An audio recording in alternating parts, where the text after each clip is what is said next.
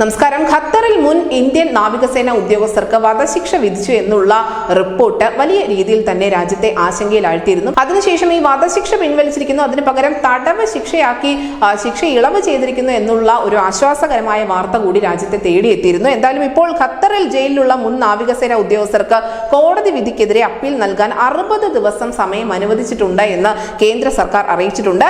ഇവരുടെ വധശിക്ഷ റദ്ദാക്കിയ ഖത്തർ കോടതി പല കാലയളവിലേക്കുള്ള ജയിൽ ശിക്ഷയാണ് ഓരോരുത്തർക്കും വിധിച്ചിരിക്കുന്നതെന്നും ഇതിനെതിരെ ഉയർന്ന കോടതിയെ സമീപിക്കാൻ 60 ദിവസം സമയം നൽകിയിട്ടുണ്ട് എന്നും കേന്ദ്ര വിദേശകാര്യ മന്ത്രാലയത്തിന്റെ വക്താവ് അറിയിക്കുന്നുണ്ട്.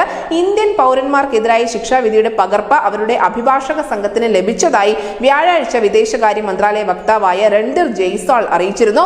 എന്നാൽ അത് രഹസ്യരേഖയാണ് എന്നും അതിലെ വിശദാംശങ്ങൾ കൂടുതലായി പുറത്തുവിടാൻ സാധിക്കില്ല എന്നുകൂടി ജയ്സ്വാൾ പറഞ്ഞിരുന്നു. ഖത്തറിലെ പരമോന്നത കോടതിയിലാണ് ഇനി ഈ മുൻ ഇന്ത്യൻ നാവികസേന ഉദ്യോഗസ്ഥർക്ക് അപ്പീൽ നൽകാൻ സാധിക്കുക. ഇതിന് 60 ദിവസത്തെ ഒരു സമയവും അനുവദിച്ചിട്ടുണ്ട്. പക്ഷേ ഏറ്റവും വലിയ പ്രതിസന്ധി എന്നാൽ ഇവർക്ക് ഒന്നിച്ച് അപ്പീൽ നൽകാൻ സാധിക്കില്ല. കാരണം ഓരോരുത്തർക്കും പല രീതിയിലുള്ള അല്ലെങ്കിൽ പല കാലയളവിലേക്കുള്ള ശിക്ഷയാണ് നിലവിൽ വിധിച്ചിരിക്കുന്നത്. 3 വർഷം മുതൽ 25 വർഷം വരെയാണ് 8 ഇന്ത്യക്കാർക്ക് തടവ് ശിക്ഷ ലഭിച്ചിരിക്കുന്നത് എന്നാണ് റിപ്പോർട്ട്. അൽ ദഹ്റ എന്ന സ്വകാര്യ കമ്പനിയിൽ ജോലി ചെയ്തിരുന്ന 8 പേർ കഴിഞ്ഞ വർഷം ഓഗസ്റ്റിലാണ് ചാരവൃത്തി ആരോപിച്ചുകൊണ്ട് അറസ്റ്റിലാവുന്നത്. എന്നാൽ എന്താണ് ഇവർ ചെയ്ത കുറ്റമെന്ന് ഇതുവരെയും ഖത്തർ അധികൃതരോ ഇന്ത്യൻ അധികൃതരോ വ്യക്തമാക്കിയിട്ടില്ല. News desk Malayalam.